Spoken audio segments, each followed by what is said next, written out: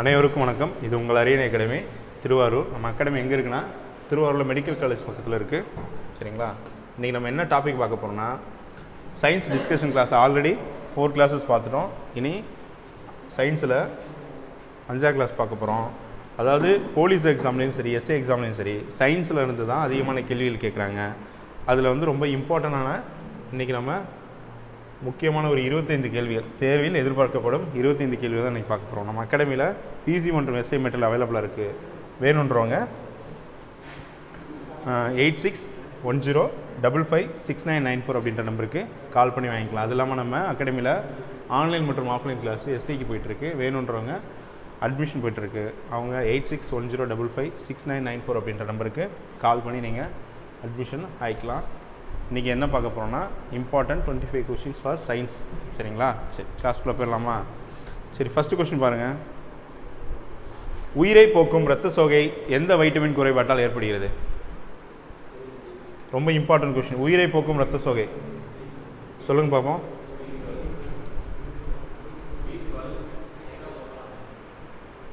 என்னப்பா அது? Very good, very good. என்னது? Vitamin B12 cyano.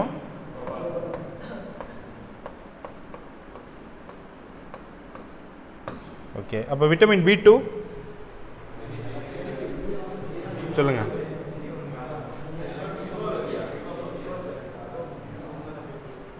சரி, விட்டமின் B3. சரி, B6 சொல்லுங்க.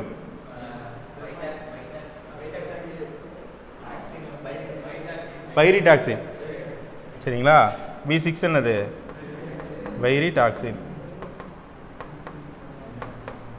சரி, அப்போ உயிரை போக்கும் இரத்த சோகை எந்த வைட்டமின் குறைபாட்டால் ஏற்படுகிறது? Vitamin B12. சரிங்களா? சரி, இது ஒரு ஷார்ட்கட் வச்சுக்கிங்க. இப்போ டைம் என்ன இருக்குது?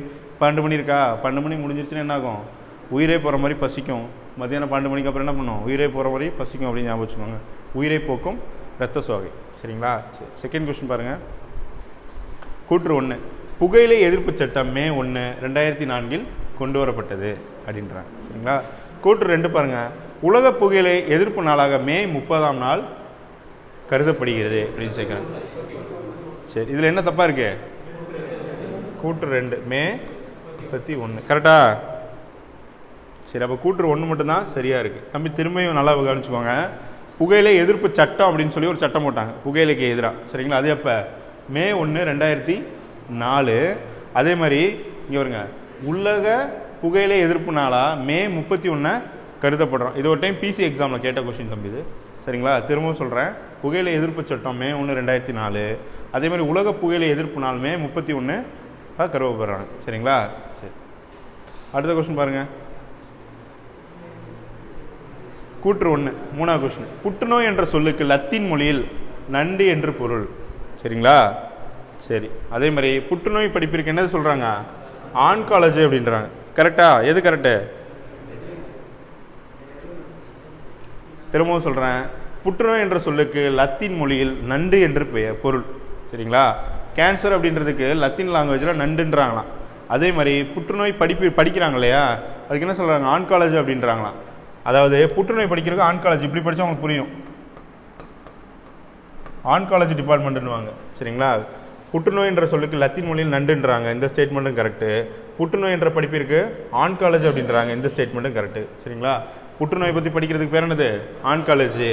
புற்றுநோய் அப்படின்ற அந்த வேர்டுக்கு லத்தீன் மொழியில் சரிங்களா என்னது? நண்டு என்று பெயர். சரிங்களா தம்பி? இது ரொம்ப இம்பார்ட்டன்ட் தம்பி. சரிங்களா? சரி, 4th கொஸ்டின் பாருங்க.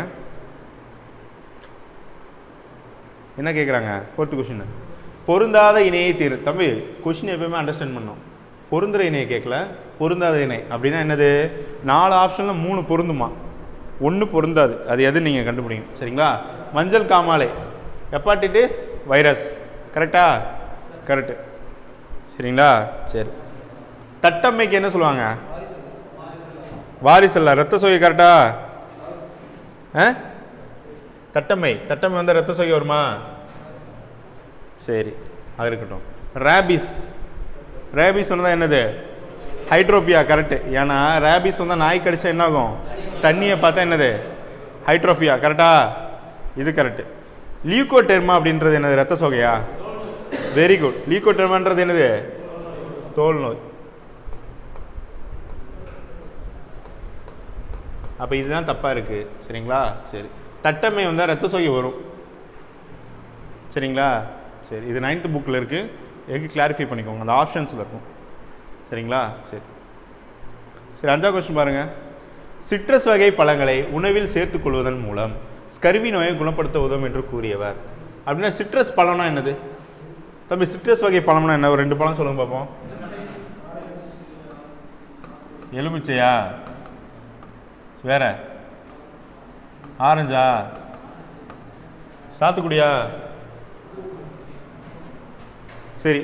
சிட்ரஸ் ஆசிட் இருக்குல்ல, சிட்ரஸ் வகை பழங்கள். சிட்ரிக் ஆசிட் வேற இதில் இருக்குது? எலுமிச்சை பழத்தில் இருக்கா? வேற இதில் இருக்கு? வினிகரில் இருக்கா சிட்ரிக் ஆசிட்டு? Very good. வினிகரில் என்ன இருக்கு? Acetic acid. சரி. எலுமிச்சை, ஆரஞ்சு இதில் என்ன இருக்கு? சிட்ரஸ் வகை இருக்கு. இந்த நோயை குணப்படுத்த உதவும் சிட்ரஸ் வகை பழங்களை. நீங்கள் இப்போ ஊறுகாய் சாப்பிட்றீங்கன்னு வச்சுக்கோங்க தம்பி, ஸ்கர்வி நோயை குணப்படுத்த முடியுமா? அப்போ அது அப்படின்னு சொன்னவர் யாரு சொல்லுங்க. Very good. யார் சொன்னா? Very good. ஜேம்ஸ் 2 தான் என்ன சொல்லியிருக்காரு? சிட்ரஸ் வகை பழங்களை உணவில் சேர்த்துக் கொள்வதன் மூலம் ஸ்கர்வி நோயை குணப்படுத்த முடியும். ஒன்றும் கிடையாது. சிட்ரஸ் வகை பழம்னா என்னது? எலுமிச்சம்பழம் தானே. அதை ஊறுகாய் நம்ம சாப்பிட்டா ஸ்கர்வி நோய்னா என்னது? நம்மளோட ஈர்களில் பிளட் வரும்ல, அதான் ஸ்கர்வி. சரிங்களா? சரி. அது எதனால வருது? என்ன குறைபாட்டினால வருது?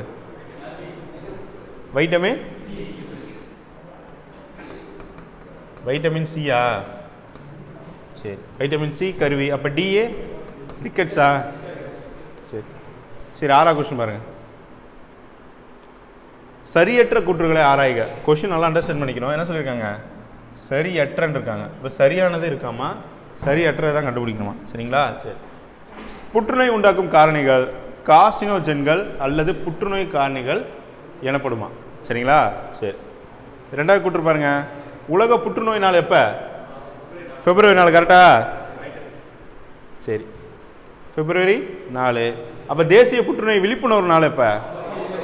நவம்பர். வெரி குட் தம்பி. இது ரொம்ப இம்பார்ட்டன்ட் தம்பி. இது கேட்பாங்க தம்பி. உலக புற்றுநோய் நாள் எப்போ? பிப்ரவரி 4. தேசிய புற்றுநோய் விழிப்புணர்வு நாள் எப்போ? நவம்பர் 7. புற்றுநோய் உண்டாக்கும் காரணி கார்சினோஜென்கள் தான். சரிங்களா? புற்றுநோய் உண்டாக்கும் காரணிகள் என்னது? கார்சினோஜென்கள். உலக புற்றுநோய் நாள் பிப்ரவரி 4. தேசிய புற்றுநோய் விழிப்புணர்வு நாள் நவம்பர் 7. 3 ஸ்டேட்மெண்ட்டு கரெக்டாக இருக்குது. எதுவுமே இல்லை சரியற்ற, எல்லாமே சரியானது தான். சரிங்களா? சரி தம்பி. ரொம்ப இம்பார்ட்டன்ட் தம்பி. இதெல்லாம் கண்டிப்பாக ஒரு கொஸ்டின் கேட்பாங்க. சரியா? ஏதாவது டவுட்னா கேளுங்க, நான் சொல்லித்தரேன். ஒன்றும் பிரச்சனை கிடையாது. சரி.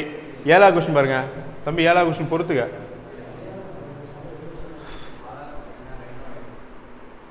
அதாவது இந்த கொஸ்டின் நல்லா அண்டர்ஸ்டாண்ட் பண்ணிக்கணும். என்ன கேட்குறாங்கன்னா, சரியற்ற கூற்றுகளை ஆராய்கின்றாங்க. இது 3மே சரியான கூற்றுகள் தான். ஓகேவா? அப்போ என்னது? எதுவும் இல்லை சரியற்ற கூற்றுகள். கொஸ்டின் எப்பயுமே நல்லா அண்டர்ஸ்டாண்ட் பண்ணிக்கணும். இதில் தான் எல்லாரும் தப்பு பண்ணுறீங்க. சரி ஓகே. பொறுத்துக்க பாருங்க. சாதாரண சளி, இன்ஃப்ளூன்சா, தட்டம்மை, பொண்ணுக்கு வீங்கு, சின்னம்மை. சாதாரண சளினா என்ன வரும் தம்பி? Very good. Rhino virus. சாதாரண சளி ரைனோ வைரஸ். இன்ஃப்ளூன்சா ரொம்ப இம்பார்ட்டன்ட், மிக்ஸோ வைரஸ். சரிங்களா? எப்படி ஞாபகம் வச்சுக்கோங்க, எல்லாத்தையும் மிக்ஸி எடுத்து ஹின்னு சரிங்களா இன்ஃப்ளூன்ஸா பண்ணி அரைக்கணும்னு ஞாபகம் வச்சுக்கோங்க. சாதாரண சளி எப்பயுமே ஞாபகம் வந்துடும், ரைனோ வைரஸ். சரிங்களா?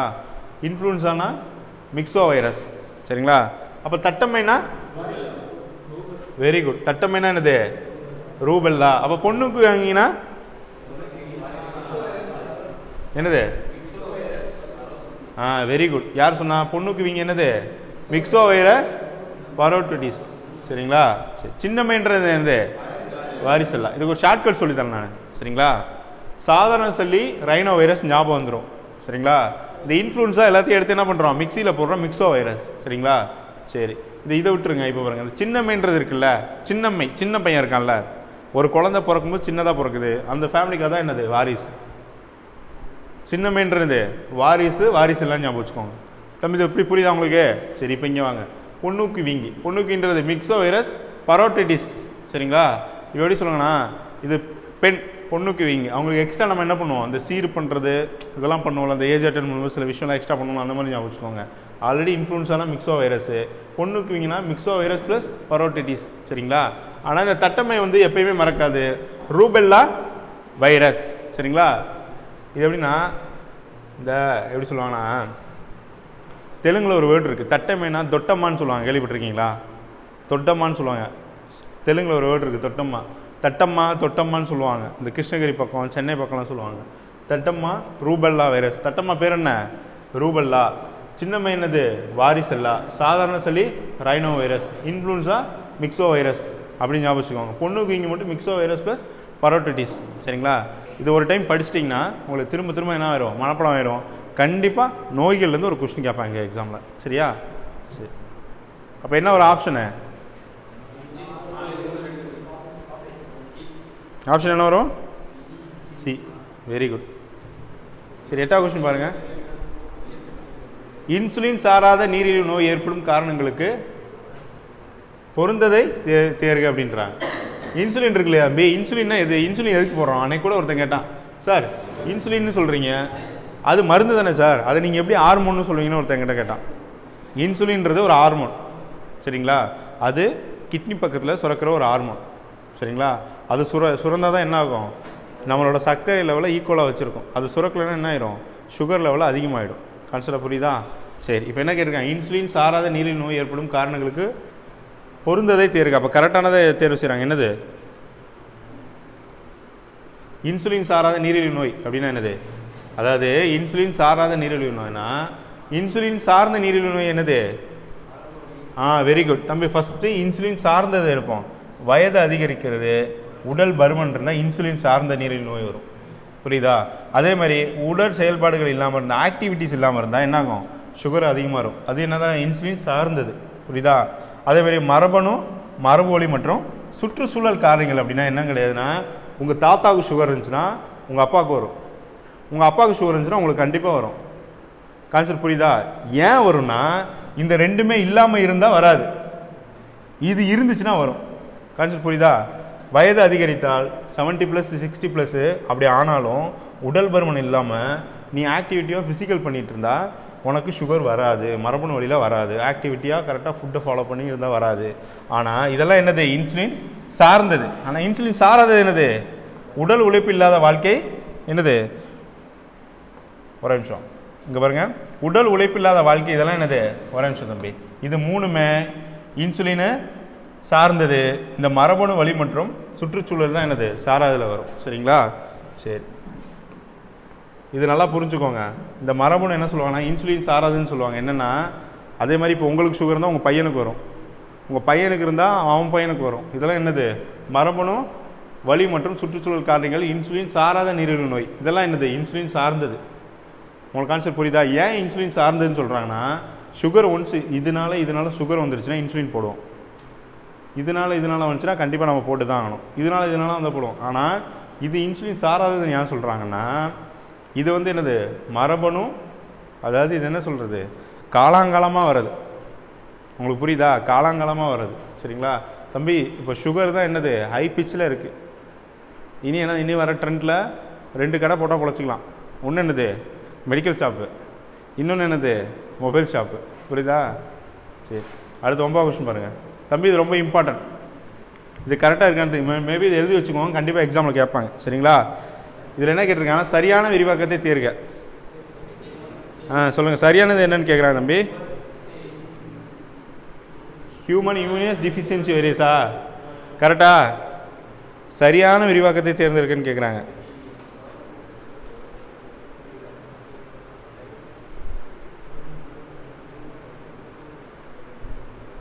HIVனா என்ன வரும் பாருங்க.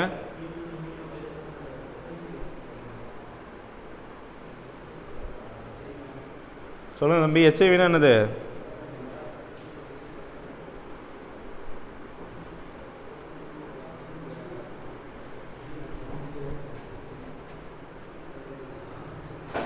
அதாவது HIVனா என்னன்னா, ஹியூமன் இம்யூனோ டிஃபிஷியன்சி வைரஸ். சரியானா?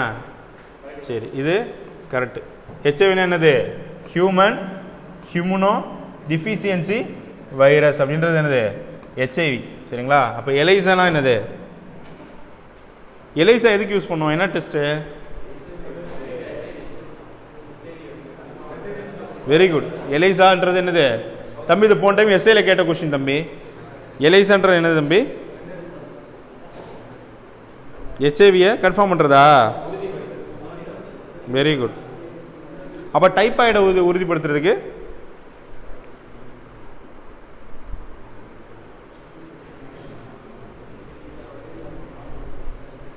சரி இங்கே பாருங்க எலைசான்றது என்னன்னா என்சைம் லிங்க்டு ஹியூமன் சர்போன் அசை அப்படின்றாங்க. எலைசான்றது என்னது என்சைம் லிங்க்டு ஹியூமனோ சர்பன் அசை. தம்பி இது எழுதி வச்சுக்கோங்க தம்பி கண்டிப்பாக எக்ஸாமில் கேட்பாங்க ஒரு எக்ஸ்பான்ஷன் கண்டிப்பாக கேட்பாங்க மேபி இதாக கூட இருக்கலாம். போன டைம் 23 எஸ்ஐயில் ஆர்டிபிசிஆர்னா என்னன்னு கேட்டாங்க. ஆர்டிபிசிஆர் அப்படின்றது என்னென்னா ஒன்றும் கிடையாது கோவிட்டுக்கு முன்னாடி ஒரு டெஸ்ட் எடுப்பாங்க ஒரு கிட்டு மாதிரி இருக்கும் ஃபுல் பாடி செக்அப் மாதிரி ஒன்று எடுப்பாங்க அதான் ஆர்டிபிசிஆர். அது அப் டு எந்த புக்லேயும் கிடையாது 12th புக்கில் ஒரு புக்கில் இருந்துச்சு ஆர்டிபிசிஆர்னு என்ன கேட்டாங்க அது சரியா. திரும்பவும் சொல்கிறேன் ஹெச்ஐவினா என்னது ஹியூமன் ஹியூமனோ டிஃபிஷியன்சி வைரஸ். அதே மாதிரி எலைசானா பாருங்கள் என்சைம் லிங்க்டு ஹியூமனோ சோபன் ஹெசை சரிங்களா. சரி அதே மாதிரி இது பாருங்கள் NIDDM அப்படின்னா என்ன தம்பி நான் இன்சுலின் டிபெண்டன்ட் டயபெட்டிஸ் மெல்லிட்டஸ் இது கரெக்ட் சரிங்களா. என்னது நான் இன்சுலின் டிபெண்டன்ட் டயபெட்டிஸ் அப்படின்னா என்னது இந்த நான் இன்சுலின் டிபெண்டன்ட் டயபெட்டிஸ்னா என்னன்னு சொல்லுங்க.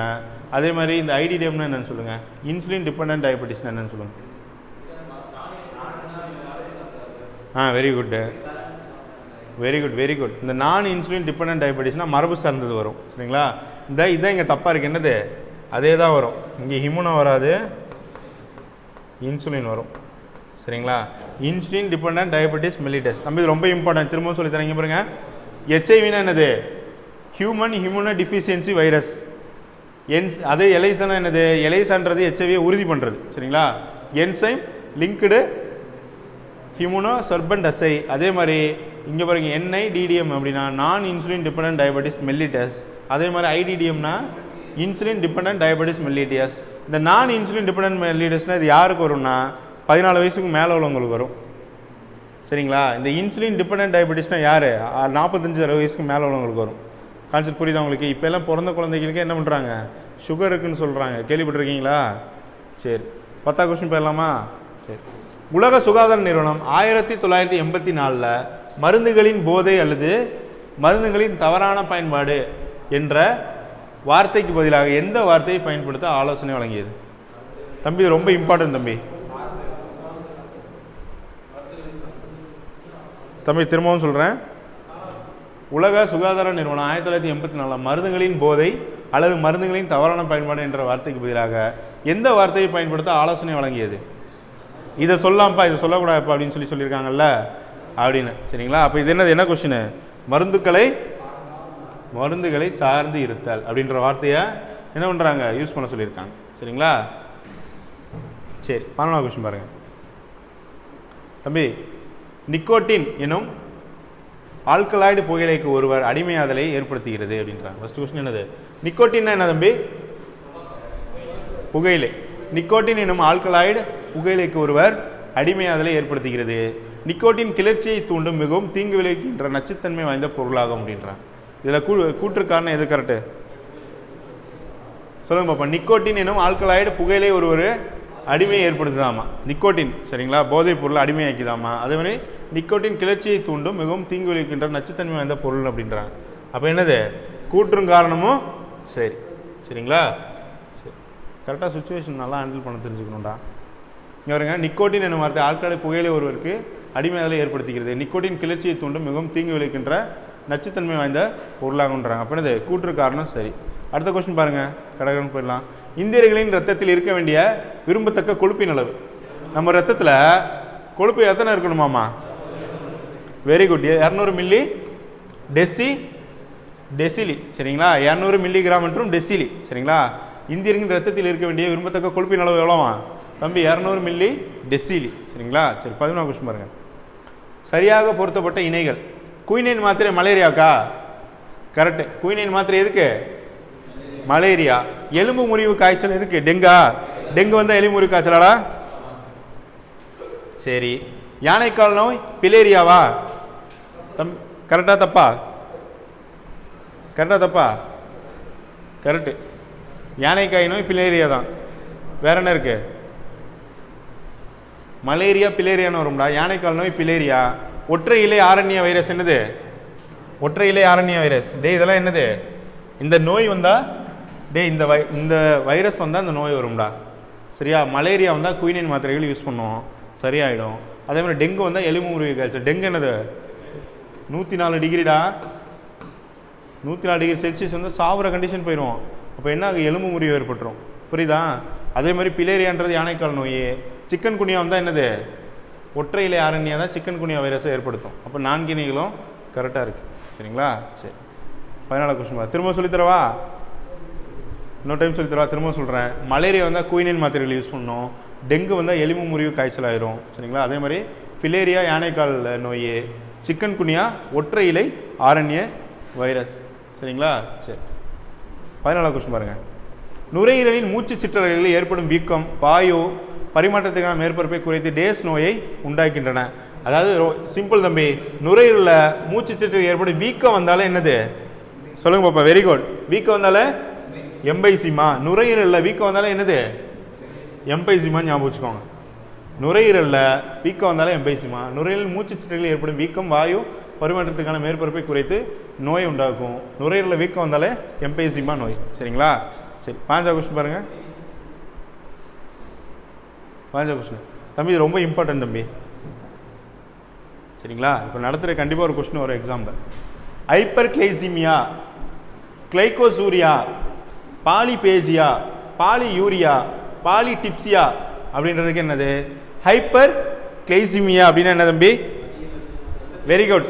ஹைப்பர் தம்பி இங்க பாருங்க. ஹைப்பர்னா என்னது? ரொம்ப ஹைப்பர் டென்ஷன் அதிகமாக இருக்கு அப்படின்னு ஞாபகம் வச்சுக்கோங்க. ரத்தத்தில் குளுக்கோஸின் அளவு அதிகரித்தல், அதான் என்னது? ஹைப்பர். ரத்தத்தில் குளுக்கோஸ் அளவு அதிகமாக வந்தால் ஹைப்பர் கிளைசிமியா. சரிங்களா? சரிங்களா? அதே மாதிரி கிளைகோசூரியா அப்படின்னா என்னது? அதிக அளவு குளுக்கோஸ் சிறுநீர் வெளியேறுதல். சரிங்களா? கிளைகோ சூரியானா என்னது? அதிக அளவு குளுக்கோஸ் சிறுநீர் வெளியேறுதல். தம்பி ரெண்டுக்கு சின்ன டிஃப்ரெண்ட் தான். ஹைப்பர் கிளைசிமியானா ரத்தத்தில் குளுக்கோஸ் அதிகமாகும். கிளைகோ சூரியானா ஒன்றும் கிடையாது, சிறுநீரில் குளுக்கோஸ் அதிகமாக வெளியே போகிறது. சரிங்களா? 1 2. சரிங்களா? அடுத்ததுக்கு நான் வந்து டிப்ஸ் சொல்லித்தரேன் உங்களுக்கு. அடுத்து என்னது? பாலி பேஜியா. பாலி பேஜியா என்னது? இங்கே வருங்க. பாலி பேஜியா. இங்கே ஒரு பேர் இருக்கு பாருங்க. பாலி பேஜியா அதிகப்படியான பசி. Poly urea. யூரியா என்ன பண்ணுவான்? சிறுநீர் வெளியேறது. என்னது? பாலி யூரியான்றது யூரியா தூக்கி என்ன பண்ணுவான்? லேண்டு மேலே தானே போடுவான். அதான் என்னது? Poly urea. சரிங்களா? சரி. பாலி டிப்சியான என்னது? நீரிழிப்பில் ஏற்படும் அதாவது தாக்கம் கிடையாது, தாகம். சரிங்களா? டேய் நீயே ஏன்டா ஃபுல்லாக சேர்த்து வச்சிருக்க? டிப்ஸியான்னு சொல்லுவோம்ல, சேர்த்து வச்சுக்க. டிஃபன் பாக்ஸில் மூடி வச்சுக்கிறாங்கல்ல, அந்த மாதிரி வாட்டர் பாட்டில் மூடியே ஏன்டா மூடி வச்சுக்கிறேன், எனக்கு கொஞ்சம் குர்றான்ற மாதிரி பாலி டிப்ஸியா அப்படின்றது கொஞ்சம் நீரிழிப்பில் ஏற்படும் தாகம். சரிங்களா? சரி. திரும்பவும் சொல்லித்தரேன் தம்பி. ஹைப்பர் கிளைகோசிமியான்ற ஒன்றும் கிடையாது, ரத்தத்தில் குளுக்கோஸ் அளவு அதிகரிக்கிறது. கிளைகோசூரியான்ற ஒன்றும் கிடையாது, யூரின் போகும்போது குளுக்கோஸ் வெளியே போகிறது. பாலிபேஜியா அப்படின்றது என்னதுன்னா அதிகப்படியான பசி. பாலி யூரியான்றது அதிக அளவு சிறுநீர் வெளியேறுது. அதே மாதிரி பாலி டிப்சியான்றது ரொம்ப தாகமாக இருக்கும், தண்ணி கொடுக்காமல் இருப்பாங்க எல்லாம். அதான் அது பாலி டிப்சியா. இது ரொம்ப இம்பார்ட்டன்ட். சரிங்களா? சரி. அடுத்து 16 கொஸ்டின் பாருங்க. பொறுத்துக்க சொல்லுங்க பார்ப்போம். குறைபாடுகள் இது. சரிங்களா? சரி. புரியல. இது வேணுமா? அது எதுக்கு நமக்கு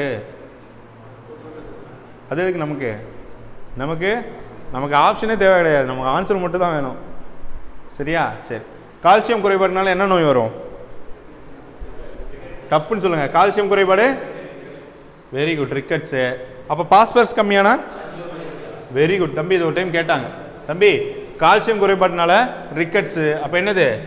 விட்டமின் டி. கரெக்டா? கால்சியம் குறைபாடுனால ஏற்படும் நோய் என்னது? ரிக்கட்ஸ். பாஸ்பரஸ் கம்மியான ஆஸ்டியோமலேசியா. அப்ப அயோடின் கம்மியான என்னது? Very good. அயோடின் கம்மியான ஓகே. இரும்பு சத்து குறைபாடு தம்பி திரும்பவும் சொல்லித்தரேன். கால்சியம் கம்மியான என்னது? ரிக்கட்ஸ். பாஸ்பரஸ் கம்மியான ஆஸ்டியோமலேசியா. அயோடின் கம்மியான கிரிட்டினிசம். இங்கே தப்பு பண்ணிடுறாங்க. எல்லாம் என்ன பண்ணுவீங்க? அயோடின் கம்மியான ரத்த சோகைக்கு போயிடுவீங்க. அயோடின் கம்மியான கிரிட்டினிசம், இரும்பு சத்து குறைபாடு, ரத்த சோகை. சரிங்களா? திரும்ப சொல்லித்தரேன். ரிக்கட்ஸுக்கு கால்சியம் கம்மியான ரிக்கட்ஸ் வரும், பாஸ்பரஸ் கம்மியான ஆஸ்டியோமலேசியா வரும், அயோடின் கம்மியான கிரிட்டினிசம், இரும்பு சத்து குறைபாடு, ரத்த சோகை. சரிங்களா? சரி, அப்போ என்ன ஒரு option? 3 3 2 very good. 3 1 very good. 3 1 4. Calcium குறைபாட்டினால என்ன வரும் சொல்லுங்க பாப்பா? ரிக்கெட். அப்போ பாஸ்பரஸ் கம்மியான ஆஸ்டியோமலேசியா. சரி, அயோடின் கம்மியான கிரிட்டினிசம், இரும்பு சத்து கம்மியான இரும்பு. ஓகே, வெரி குட், ஸ்ட்ராங்காக தான் இருக்கீங்க. சரி, ஃபைனலாக கொஸ்டின் பாருங்க. நமது வாழ்வின் பிந்தைய பகுதியில் ஆஸ்டியோபோரோசிஸ். தம்பி ரொம்ப இம்பார்ட்டன்ட், ஒரு டைம் கேட்டாங்க இது எக்ஸாமில், பிசி எக்ஸாமில் கேட்டாங்க. நமது வாழ்வின் பிந்தைய பகுதியில் ஆஸ்டியோபோரோசிஸ் தடுக்க டேஸ் எடுத்துக்கொள்வது அவசியமாகும். ஆஸ்டியோபோரோசிஸ் கம்மியான என்ன எடுத்துக்கணும்? கால்சியம். ஆஸ்டியோமலேசியா கம்மியானதான் என்னது? பாஸ்பரஸ். திரும்பவும் பாருங்க, ஆஸ்டியோமலேசியா கம்மியானதான் பாஸ்பரஸ். ஆனால் ஆஸ்டியோபோரோசிஸ் கம்மியான என்னது? கால்சியம். தம்பி ரொம்ப இம்பார்ட்டன்ட், இது எக்ஸாமில் கேட்ட கொஸ்டின். சரிங்களா? ஆஸ்டியோமலேசியானா பாஸ்பரஸ், ஆஸ்டியோபோரோசிஸ்னா கால்சியம். சரி, 12வது கொஸ்டின் பாருங்க. கூற்றுகளுக்கு ஏற்ற விடையை தேர்வு செய்க. எதிர் புற்றுநோய் மருந்துகளை உள்ளடக்கியது. சரிங்களா? இங்க பாருங்க, எதிர்ப்பு புற்றுநோய் மருந்துகளை உள்ளடக்கியது. அதே மாதிரி செல் பிரிதலை தடுப்பதன் மூலம் புற்றுநோய் செல்களை அழிக்கிறது. இதுக்கு என்ன வரும்? செல் பிரிதலை தடுப்பதன் மூலம் புற்றுநோயை அதிகரிக்கிறது. அதே மாதிரி எதிர் புற்றுநோய்கள் மருந்துகளை உள்ளடக்கியது அப்படின்றாங்க. இதில் ஒன்று பண்ணால் இதெல்லாம் என்ன பண்ணும்? மேலே உள்ள 2 ஆப்ஷன் வரும். என்னன்னு சொல்லுங்க பார்ப்போம். இதெல்லாம் அது புற்றுநோய்க்கு பண்ணுறது தானே. ஒன்று சர்ஜரி, இன்னொன்று என்னது? கதிரியக்க சிகிச்சை. இது கீமோதெரப்பி, தடைக்காப்பு சிகிச்சை. என்ன வரும்? இந்த கீமோதெரப்பி, கீமோன்னு சொல்லுவாங்கல்ல கேன்சர் பேஷண்ட்டு, அவங்க கீமோ பண்ண என்ன ஆகுமாம்மா? எதிர் புற்றுநோய் மருந்துகளை உள்ளடக்கியது. சரிங்களா? அதே மாதிரி தம்பி கேன்சரை ஃபுல்லாக அழிக்க முடியாது, அதோட ரூட் வந்துட்டே இருக்கும். சரிங்களா? அதே மாதிரி செல் பிரிதலை தடுப்பதன் மூலம் புற்றுநோய் செல்களை அழிக்கிறது. அதாவது கேன்சர் வந்தால் என்ன ஆகும்னா ஒவ்வொரு செல்லாக பிரிஞ்சுட்டே இருக்கும். இப்போ எப்படின்னா செல்லு ஏபிசின்னு பிரியுதுன்னு வச்சுக்கோங்க. ஏக்கு மருந்து கொடுத்தீங்கன்னா பி வந்துருமா, பிக்கு மருந்து கொடுத்தீங்கன்னா சியா மாறிடுமா, சிக்கு மருந்து கொடுத்தீங்கன்னா திரும்ப ஏ வந்துருமா. புற்றுநோய் செல்கள் அப்படி தான் பிரியுமாமா. அப்போ கீமோதெரப்பி கொடுத்தா என்ன ஆகும்? செல் பிரிதலை கொஞ்சம் தடுக்க முடியும். சரிங்களா? சரி, 19வது கொஸ்டின் பாருங்க. தம்பி இது ரொம்ப இம்பார்ட்டன்ட். உலக சுகாதார தினம் எப்போ? Very good. எப்போ? உலக சுகாதார தினம் ஏப்ரல் 7. உலக மலேரியா தினம் எப்போ? உலக மலேரியா தினம் ஏப்ரல் 25. உலக எய்ட்ஸ் தினம் எப்போ? தம்பி இதை போன டைம் எஸ்ஏல கேட்ட கொஸ்டின். உலக எய்ட்ஸ் தினம் டிசம்பர் 1. உலக சுகாதார தினம் ஏப்ரல் 7. உலக மலேரியா தினம் ஏப்ரல் 25. உலக காசநோய் எதிர்ப்பு தினம் எப்போ?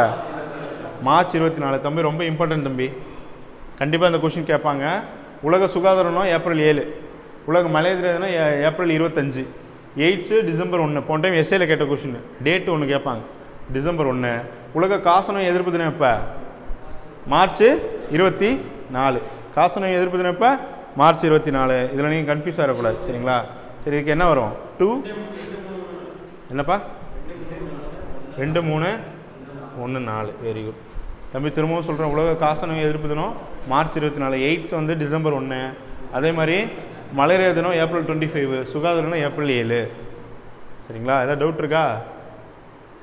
சரி, அடுத்த கொஸ்டின் பாருங்க. கூற்றுக்களை ஆராய்க. மருந்துகளின் தவறான பயன்பாடு மற்றும் சட்டவிரோத கடத்தல் மீதான சர்வதேச நாள் ஜூன் 24. Very good. ஜூன் 26. மருந்துகளின் தவறான பயன்பாடு மற்றும் சட்டவிரோத கடத்தல் மீதான சர்வதேச நாள் ஜூன் 26. போதையூட்டு மருந்துகள் மற்றும் மனவியல் மருந்துகள் சட்டம் எப்போ? 1985. இது கரெக்ட் தம்பிங்களா? மருந்துகளின் தவறான பயன்பாடு மற்றும் சட்டவிரோத கடத்தல் மீதான சர்வதேச நாள் ஜூன் 26.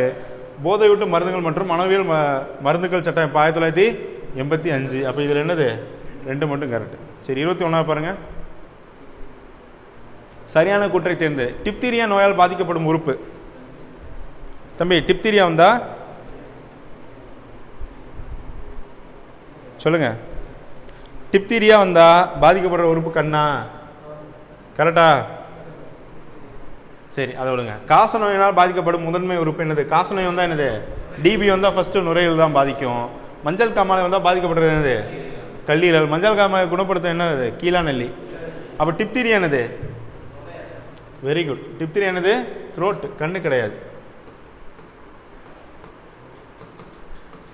டிப்தீரியா நோயால் பாதிக்கப்படும் உறுப்பு என்னது? தொண்டை. காச நோயால் பாதிக்கப்படும் உறுப்பு நுரையீரல். மஞ்சள் காமாலை வந்தால் பாதிக்கப்படுறது கல்லீரல். சரிங்களா? சரி, அடுத்த கொஸ்டின் பாருங்க தம்பி. இப்போ என்னன்னா பொறுத்துகளை மருத்துவ தாவரம் மற்றும் குணப்படுத்தும் முறை. கற்றாழை எதை குணப்படுத்தும்? கற்றாழை எதை குணப்படுத்தும்? Very good. கற்றாழை காயங்கள் சரி செய்தல். தம்பி தோல் நோய்க்கு என்னது? கற்றாழை தான் யூஸ் பண்ணுவாங்க. சரிங்களா? சரி. சின்கோனா, சின்கோனா என்னன்றது? சின்கோனால இருந்து அந்த குயினின் மருந்து எடுப்போம். சரிங்களா? என்னது? மலேரியா மற்றும் நிமோனியா. சரிங்களா? சரி. சிவன் அவல்பொரி. சிவன் அவல்பொரின்னு ஒரு செடி இருக்கு. அது எதை காப்பாற்றும்? ரத்த அழுத்த குறைவு. சரியா? நித்திய கல்யாணி சொல்லலாம்பி ரத்த புற்றுநோய். இதெல்லாம் என்ன பண்ணும்? கற்றாழை காயங்களை சரி செய்தல் மற்றும் தோல் நோய் பண்ணும். சிங்கோனா வந்து மலேரியா நிமோனியா சரி பண்ணும். சிவன் அவல்பொரி வந்து ரத்த அழுத்தத்தை குறையும். நித்திய கல்யாணம் வந்து ரத்த புற்றுநோயை சரி பண்ணும். சரிங்களா? இதுக்கு என்ன ஒரு ஆப்ஷனு? 4 3 சொல்லுங்க. 4 2 1 3. சரிங்களா? சரி, 23வது கொஸ்டின் பாருங்க. சரியற்ற கூற்றை தேர்வு செய்யுங்க. டைப்பாய்டுக்கு எது சரியில்லைன்னு கேட்குறாங்க. Very good. டைப்பாய்டு சால்மனெல்லா என்ற பாக்டீரியா மூலம் பரவுதா? சொல்லுங்க. டைப்பாய்டுன்ற பாக்டீரியா வைரஸா? Very good. டைப்பாய்டுன்றது ஒரு வைரஸ் காய்ச்சல். சரிங்களா? சரி. அசுத்தமான உணவு மற்றும் நீர் மூலம் பொதுவா? கரெக்ட்.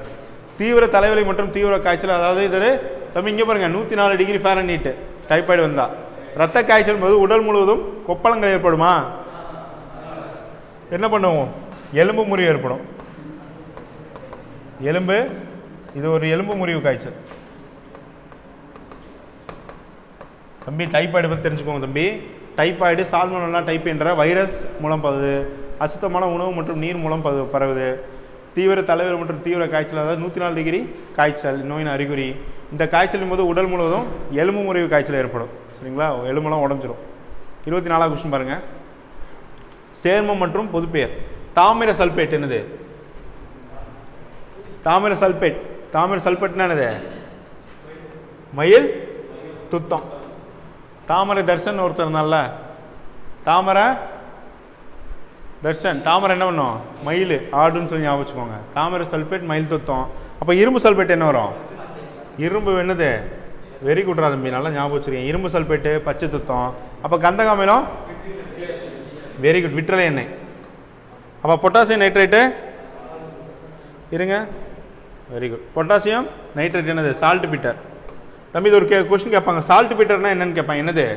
Potassium nitrate. தாமிர சல்பேட்னா என்னது? மயில் துத்தம். இரும்பு சல்பேட்னா பச்சை துத்தம். சரிங்களா? கந்தகாமிலம்னா விட்ரல் எண்ணெய். பொட்டாசியம் நைட்ரேட்னா சால்ட் பீட்டர். சரிங்களா? சரி, இதுக்கு என்ன ஒரு ஆப்ஷன்? Option A. சரி, லாஸ்ட் கொஸ்டின் பாருங்க.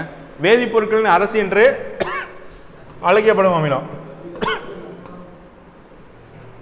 என்னது? வேதிப்பொருட்களின் அரசி. Super, very good. யார் சொன்னா? வேதிப்பொருட்களின் அரசு என்னது? நைட்ரிக் அமிலம். அப்ப வேதிப்பொருட்களின் அரசன் யாரு? கந்தக அமிலம். சரி.